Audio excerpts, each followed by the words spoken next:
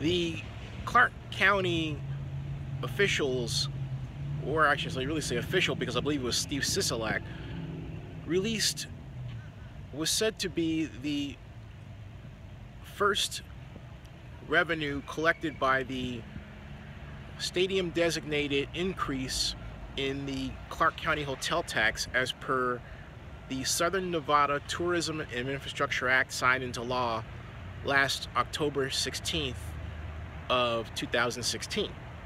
Now, according to documents and plans, March 1st was the date that the tax revenue was to be collected. So you would think after March 1st, then April 1st, and after April 1st, you'd have some idea of what the amount would be. However, when the Las Vegas Stadium Authority released its budget, it didn't mention anything about the first month of revenue that was collected. Instead, it had an estimated total of expected revenue through fiscal year 2017 ending June 30th of this year, 2017. And that was a total of $14,800,000, of which the Las Vegas Stadium Authority was going to take $1 million for its needs, its staffing needs and other needs, of a total of $2 million expected for the year.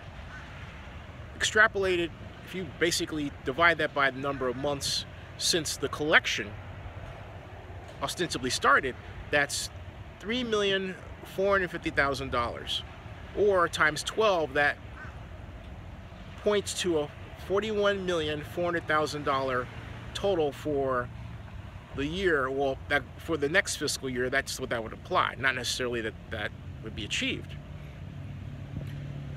My contention was, and still is, that the tax of 88/100% is still too low with respect to the need for a revenue safety net that protects the Clark County General Fund from being tapped into in the case of a downturn in revenue from the stadium tax for whatever reason. There is a generally accepted method to achieve this that is called the debt coverage ratio. A debt coverage ratio of 2 times the total debt service would call for $2,600,000,000 approximately in a total revenue stream, or about $85 million a year.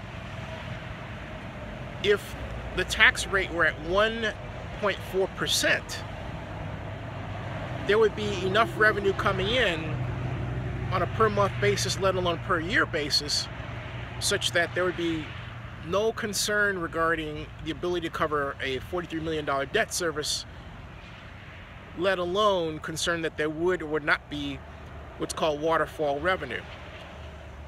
But where we are, because the tax rate is so low, is that there's this watch. Well, my gosh, are we going to get enough? Is it ahead of projections?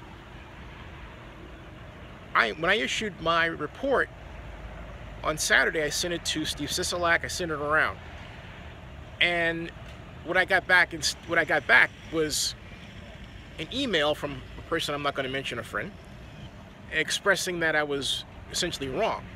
My statement is that I'm not wrong.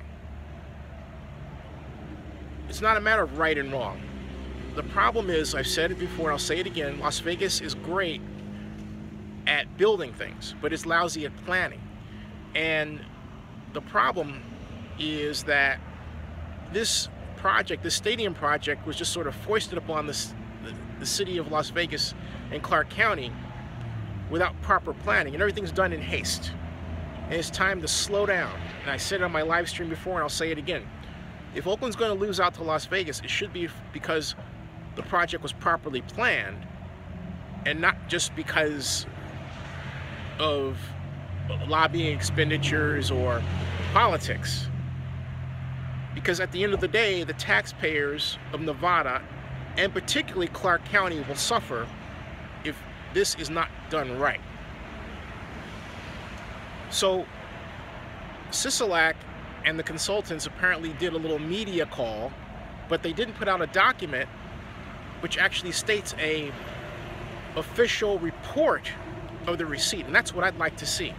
And I'm calling for this because it's very important, and I've said it before, I'll say it again, to get this right, to make sure that not just that the revenue is correct, but also to really ask the question, is the tax rate appropriate? It started off at 0.07, and then it was raised to 88/100%, and there was never really a discussion why, or revised projections that were shared with the public at the time when the Southern Nevada Tourism and Infrastructure Committee was meeting. All of these questions simply will lead to, at the end of the day, a better deal, a better structured revenue generation system than what currently exists. And that means a better ability to pay off stadium bond and a Clark County general fund that is well protected from any mishaps.